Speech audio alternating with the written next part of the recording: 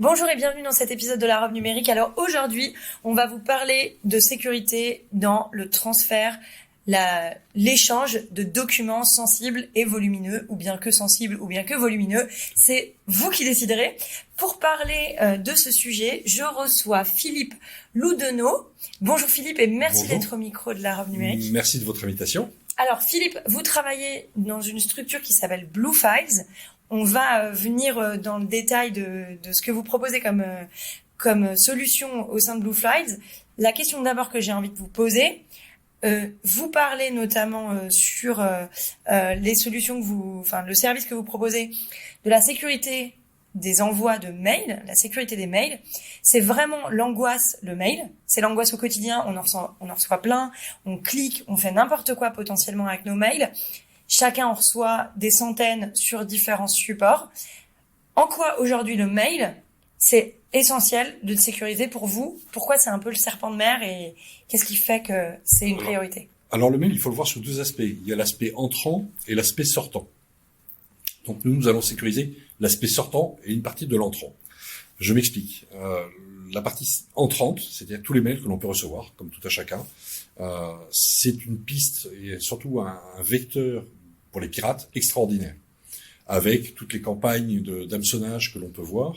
À l'époque où j'étais dans les ministères sociaux, les campagnes que l'on a eues de la CAF qui vous proposait de vous rembourser 324,24 €, ce qui en plus est un chiffre très administratif à la française, vous demandant vos coordonnées bancaires, vous demandant un certain nombre d'informations qui permettaient aux pirates de récupérer toutes ces informations-là et d'avoir une action de plus grande ampleur derrière. Donc oui, c'est important parce qu'en plus des mails, on en reçoit, ce que vous disiez très justement, une quantité phénoménale et que une assistante aujourd'hui qui reçoit ses mails plus les mails de son patron n'a pas forcément l'acuité pour vérifier le petit détail qui pourrait poser problème. Et là, c'est une source vraiment de vulnérabilité, c'est assez compliqué. Le mail sortant, oui, c'est ce que l'on envoie nous. Je suis toujours étonné quand une structure, quelle qu'elle soit, y compris des structures étatiques, vous demande d'envoyer par mail une copie de votre pièce d'identité. Il ne faut pas oublier qu'un mail, ce n'est ni plus ni moins qu'une carte postale. Votre facteur, quand il délivre le courrier, sa déontologie lui interdit de lire une carte postale, mais si ça tombe sous ses yeux, il verra le contenu.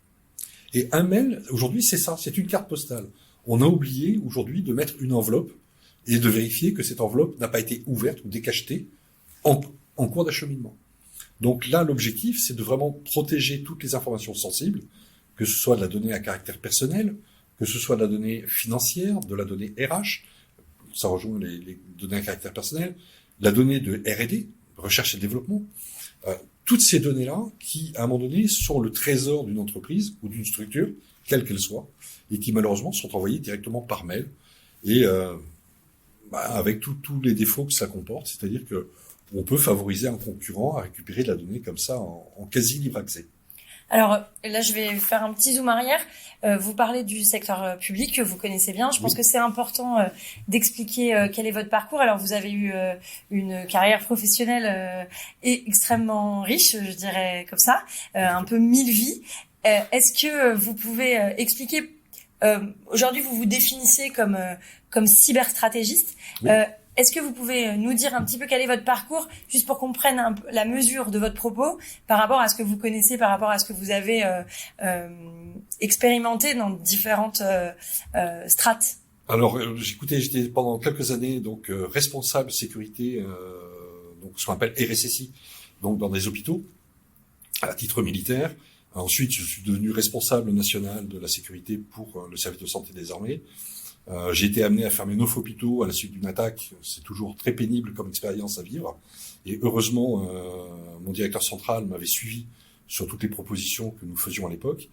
Ensuite, j'ai rejoint les services du Premier ministre, où donc j'ai participé au montage d'un service de sécurité, et notamment de cybersécurité, au profit de tous les organismes qui dépendent des services du Premier ministre. Et puis, j'ai rejoint les ministères sociaux, où là, c'est un autre monde. J'ai redécouvert les hôpitaux, Mais pas que, puisque derrière, il y a le médico-social, il y a les médecins libéraux. Dans mon périmètre, j'avais tout ce qui était ministère du Travail, avec également Pôle emploi, avec des opérateurs qui ont des sujets particulièrement sensibles à traiter, et des acteurs qui font l'objet ou d'usurpation d'identité par des pirates, de façon à essayer de pirater monsieur et madame tout le monde. Voilà, des beaux sujets à traiter. Et donc, ce qui m'a amené, je dirais, parallèlement, j'avais découvert la solution Blue Files il y a quelques années, de les amener à présenter vraiment des tampons de confiance et des validations de confiance, notamment en les accompagnant auprès de l'ANSSI, qui est l'Agence nationale de sécurité des systèmes d'information, de façon à obtenir un visa de sécurité. Aujourd'hui, la solution qui est en mode SaaS et interne, donc ce qu'on appelle on-premise, les deux solutions existent. La solution SaaS est hébergée chez un hébergeur dit Secnum Cloud, donc là également avec la validation de l'ANSSI, donc tous les tampons de confiance. Et dans les différents certificats et dispositifs, c'est une solution qui répond également aux problématiques de ce qu'on appelle d'hébergeurs de données de santé, puisque donc notre hébergeur est certifié hébergeur de données de santé. Ok, donc le certificat HDS. HDS. Alors sur le transfert de documents volumineux, de documents sensibles, aujourd'hui vous avez une offre qui est aussi définie pour les entreprises, pour les collectivités territoriales. Tout à fait. Et je voudrais qu'on s'arrête quand même une seconde sur ce qui est une page de dépôt. Aujourd'hui, on a un vrai problème quand on se transfère des données, même entre confrères. Hein. On a potentiellement tendance à se les envoyer par mail, ce qui est vraiment pas idéal, ou à passer par des systèmes de transfert de fichiers volumineux. Et donc, il y a un certain nombre de plateformes très connues comme WeTransfer, où on génère un lien et les gens ont l'impression que c'est sécurisé parce que finalement, c'est pas une copie claire qui se balade dans le mail, comme vous le disiez tout à l'heure. Vous avez développé une idée qui est intéressante, je trouve, c'est la page de dépôt. Est-ce que vous pouvez nous la présenter et nous expliquer finalement qui va être en capacité de déposer des choses et dans quel cas, par exemple, on peut l'utiliser? Tout à fait. Alors, la page de dépôt et la solution Blue Files, en fait, c'est d'éviter également de travailler sur ce qu'on appelle un groupe fermé d'utilisateurs. On est conscient que, par exemple, dans le monde de la santé, que je connais particulièrement bien, on ne connaît pas forcément le nom du patient qui va nous envoyer des documents. Ces documents sont éminemment sensibles, ça touche à l'intime en plus. Donc l'idée, c'était de mettre une page de dépôt où tout est sécurisé de bout en bout. On ne demande simplement que l'identification de l'émetteur, donc de Madame Tout-le-Monde, qui va déposer une partie de son dossier médical ou du dossier médical de ses enfants dans un service, par exemple, hospitalier, de façon à ce que les professionnels de santé puissent récupérer des informations et pouvoir traiter tout ça. C'est valable également pour des cabinets, que ce soit un cabinet d'avocats, pour des administrations qui vous demandent, qui peuvent être amenées à vous demander une copie de votre pièce d'identité.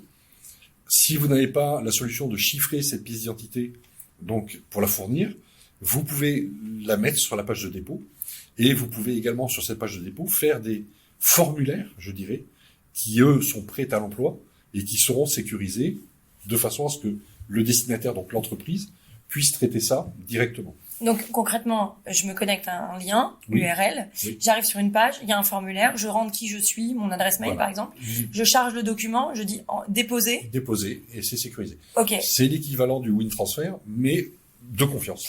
Donc concrètement, ça veut dire que j'ai une page de dépôt, j'ai un URL, je me connecte sur cette URL, j'ai un formulaire qui s'affiche, je vais rentrer certain nombre d'informations, Les données. par exemple mon mail, je vais déposer le document, enfin je vais charger le document et je le dépose.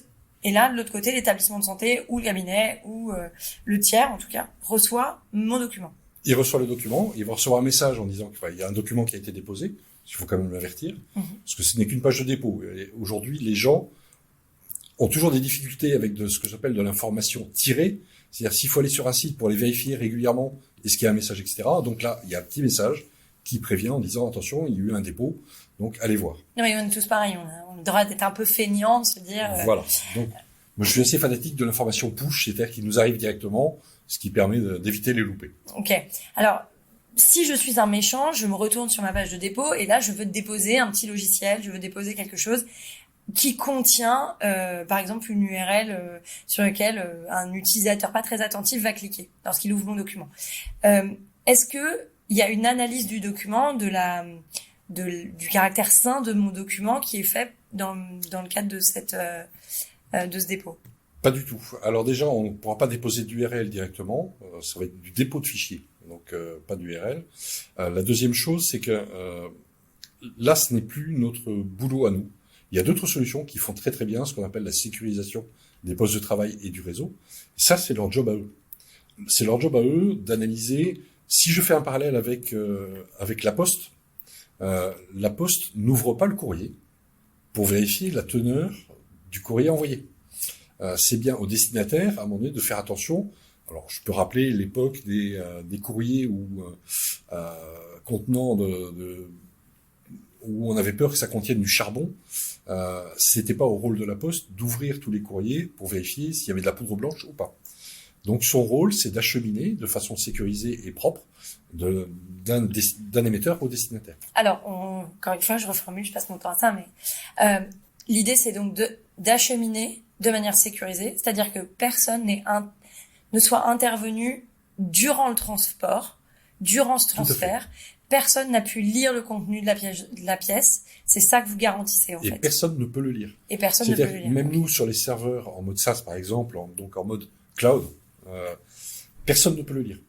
Si quelqu'un nous appelle demain en disant j'ai perdu mon mot de passe, il faut me relire le document, nous sommes dans l'incapacité. C'est justement l'objet de la cible de sécurité quand nous avons fait valider la solution auprès de l'ANSSI, c'est que personne, il n'y a pas de tiers de confiance. D'accord. Enfin, lui, on pourra quand même lui permettre d'avoir une procédure de gestion du mot de passe et de rappel de mot de passe. Alors, gestion du mot de passe. Mais en revanche, voilà, nous, faut pas nous demander à nous, ça on ne sait pas faire. Ok, vous êtes aveugle sur le contenu. Complètement. Vous voyez qu'il y a de la data, mais vous ne voyez pas la nature de la donnée. Exactement. Et vous ne pouvez pas ouvrir le fichier. Tout à fait. Ok, on va revenir au mail parce que oui. Pardon, je vais même aller plus loin. C'est-à-dire que je vous envoie un mail à titre professionnel, donc sur votre adresse professionnelle. Vous trouvez l'information intéressante et vous voulez vous la renvoyer sur votre mail personnel. C'est perdu, vous ne pourrez même pas le faire. C'est-à-dire que ça a été envoyé à votre adresse professionnelle ou une génération de certificats donc pour établir la confiance. Et la confiance, elle est faite d'adresse et d'individu à individu, mais l'individu ne pourra pas rediriger le courrier vers d'autres sans qu'on en soit informé. Donc ça veut dire si je tente de le faire, de l'autre côté j'ai un message vide ? Ce sera illisible. Vous aurez un message, mais illisible. D'accord. Donc j'aurai une suite de caractères. Tout à fait. Ok. Alors justement, donc pour revenir au mail, c'est hyper intéressant cette question des envois sécurisés, en tout cas de ce chiffrement de bout en bout. Pour expliquer concrètement comment ça marche, parce que je pense qu'il y a aussi beaucoup de gens, et moi aussi la première au début en tout cas, je me disais, s'il n'y a pas la clé de l'autre côté, je vais pas pouvoir lire le mail. En réalité, c'est pas comme ça que ça marche. Donc, si on peut rentrer un tout petit peu dans ce détail-là, pour bien expliquer comment, de l'autre côté, quand je suis de bout en bout, mais que je n'ai pas également, moi, la solution Blue Files, je peux quand même recevoir un mail sécurisé qui me sera lisible. Comment ça marche ? Alors, comment ça marche ? Alors, on va prendre la solution la plus simple. On va commencer par le plus simple. Nous sommes 2 détenteurs de la licence. Alors, que ce soit la licence professionnelle ou la licence freemium, qui existe également pour tout à chacun. Donc, il y a une licence gratuite. Donc là, il n'y a pas de problème, puisque de chaque côté, il a fallu à un moment donné s'enregistrer sur un serveur donc de sécurité qui a généré des clés privées et des clés publiques. Donc, ce sera l'échange de clés publiques et vous ferez déchiffrer le message avec votre clé privée. Maintenant, le cas de figure, et c'est là où la solution est intéressante, c'est que tous nos interlocuteurs ne sont pas forcément référencés et n'ont pas forcément la solution. Donc, dans ces cas-là, le destinataire qui n'a pas du tout la solution, qui n'a rien, va recevoir un mail en lui expliquant que un message sécurisé lui a été envoyé. On va lui demander de s'enrôler de façon à générer une clé privée, une clé publique, mais c'est vraiment un clic de souris, c'est hyper simple à faire. Et là, à ce moment-là, son certificat va être généré et il sera reconnu par la suite. Donc, après, on pourra lui continuer à l'envoyer des documents. C'est un de ses intérêts dans le monde de la santé, c'est que ça va permettre de refaire ce qu'on appelle le colloque singulier entre un professionnel et son patient, la famille ou l'accompagnant, parce que le patient n'est pas nécessairement en état de recevoir de l'information numérique. Mais donc, cette relation de confiance s'établit et ça permet donc de pouvoir discuter avec tout un chacun sans se poser de questions. Et gros avantage, parce que pour moi, c'est vraiment le principal. Je suis un fanatique. Là, aujourd'hui, nous sommes en Seine-et-Marne, pas très loin de Disney. Depuis très longtemps, dans mes sensibilisations, je dis, j'aimerais avoir des solutions qui fassent de la sécurité à la Disney. Je m'explique, c'est quand on amène ses enfants là-bas, il y a de la sécurité partout. Mais on ne la voit pas. Par contre, il y a des équipes sécurité derrière qui pédalent. Là, on a un produit qui ne change pas les habitudes de travail de l'utilisateur. C'est déjà un gros point. Qui le sécurise, donc c'est un produit de confiance. Et on se retrouve dans un petit peu la même, si je dois faire une analogie, dans la même situation que j'achète une voiture, il y a un airbag, je le vois pas, mais il me sécurise. Donc là, on a une solution pour sécuriser les mails et les transferts de fichiers. Alors, justement, là, vous avez parlé de freemium, de premium. Du coup, on va aller un peu là-dessus. Alors moi, j'aime bien cette idée de la sécurité à la Disney. J'aime bien le fait que ça change pas les comportements utilisateurs parce qu'aujourd'hui, on a des gros freins au changement quand on met en place et quand on déploie des solutions de sécurité. On le voit nous aussi quand on accompagne les clients sur l'identification de process métier. Quand on leur explique qu'il va falloir changer avec le DSI ou le RSSI, c'est compliqué. Je veux dire, les métiers, les opérationnels, pour eux, c'est compliqué. Le poids de l'habitude est là et c'est normal. Donc, j'aime beaucoup cette idée. Alors, justement, vous avez, dans le cadre de cette idée aussi, développé une solution gratuite, complètement gratuite, que tout à chacun peut utiliser et se mettre à utiliser pour voir comment ça se passe, comment il ressent l'outil. Vous pourriez nous parler du coup de ces deux offres, pourquoi freemium, qu'est-ce que ça comprend, et puis plus précisément ensuite le premium. Alors freemium, donc c'est vraiment une version légère qui va permettre de chiffrer donc des messages donc de bout en bout. La version est donc accessible à tout un chacun. La version premium ou la version pro apporte vraiment d'autres outils derrière. C'est-à-dire que si vous envoyez en pièce jointe un fichier PDF, vous pouvez demander à ce qu'il y ait un filigrane. Donc le jour où il y a une fuite, on peut remonter tout de suite sur qui a eu la bonne idée de distribuer un document PDF et le mettre à disposition dans la nature. L'autre objet, c'est que vous avez une interface, donc ce qu'on appelle un add-in Outlook, qui ne change rien à vos habitudes de travail. C'est-à-dire que là aussi, en fonction de la politique de sécurité validée par une structure, où tous les mails sortants sont chiffrés, où on peut, en fonction de la politique, laisser le choix à l'utilisateur. Et là, on rajoute une petite couche de sensibilisation. Parce que pour moi, un des éléments les plus forts en matière de sécurité numérique, c'est l'humain. À condition de lui donner les bonnes clés et de lui expliquer. Et donc le message est tout simple, c'est votre organisme met à votre disposition une messagerie sécurisée. Si vous estimez n'avoir aucune information sensible, alors vous pouvez envoyer un mail classique. Et les deux options, c'est envoyer un mail protégé ou un mail classique. Pourquoi la phrase est tournée dans ce sens-là? C'est que j'ai l'espoir que quelqu'un qui, à un moment donné, va voir ces messages-là, se pose la question également à titre individuel. Quand on me demande ma banque, mon assureur, mon notaire, une copie de mes pièces d'identité, est-ce que c'est bien intelligent de les envoyer par mail non sécurisé? Moi, j'aurais dit la photo de mes enfants. Je dirais bien la photo de mes enfants également. C'est peut-être le parano de service. J'ai toujours interdit d'utiliser Picasa parce que je pense que les gens n'ont jamais lu les conditions d'utilisation de Picasa. Voilà. Mais effectivement, les photos des enfants, il y a plein d'informations sensibles que l'on a. Les informations sensibles au titre d'une collectivité ou des échanges avec une collectivité, qui quand même, c'est l'endroit où on détient le plus d'informations sur un individu, que ce soit des données à caractère personnel, social, de santé, avec l'inscription des enfants à l'école. Voilà. Donc là aussi, il y a à un moment des échanges à avoir de façon sécurisée, avec le monde bancaire, avec toutes les professions. Et on a tous, c'est pas du secret, mais c'est l'information sensible qui, utilisée à mauvais escient, pourrait se retourner contre l'individu ou l'entreprise. C'est pas secret, c'est privé. C'est privé, c'est stratégique pour une entreprise, ça peut être sa base client, par exemple.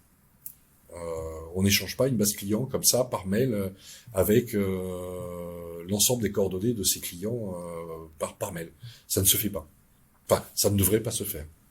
Alors justement, pour les secteurs, là, vous citez la les collectivités territoriales. J'imagine que vous avez, parce que vous l'avez beaucoup évoqué, le secteur médical. Oui. La CNIL a sanctionné des médecins libéraux, notamment en décembre 2020. Il y a eu d'autres sanctions dans le secteur médical depuis. Est-ce que vous avez vu un changement de comportement sur le recours à ce type d'outils, ou est-ce que ça reste encore très très limité? Ça reste malheureusement encore trop limité. Alors Blue Files est très présent sur le monde hospitalier, le monde des agences régionales de santé, le ministère qui utilise Blue Files. Aujourd'hui, on reste quand même sur une difficulté avec les libéraux parce qu'on ne leur a pas forcément montré l'utilité de chiffrer à un moment donné ces documents-là, de chiffrer les échanges qu'ils peuvent avoir avec leurs patients ou avec l'équipe de soins également. Parce qu'une équipe de soins en libéral, ça peut être le diététicien, le kiné, voilà. Et derrière, on a quand même la pathologie d'un individu, d'un patient. On a la même chose avec effectivement tous les régimes particuliers ou spéciaux que l'on peut avoir quand on enregistre son gamin et qu'on l'inscrit pour une cantine. Ça, c'est de la donnée sensible quelque part. Donc, autant la protéger. Et effectivement, le monde de la santé a été très réceptif à ce type de solution parce qu'elle est simple à mettre en œuvre. Alors, pour qu'il n'y ait pas de frein, il y a la question de l'utilisation.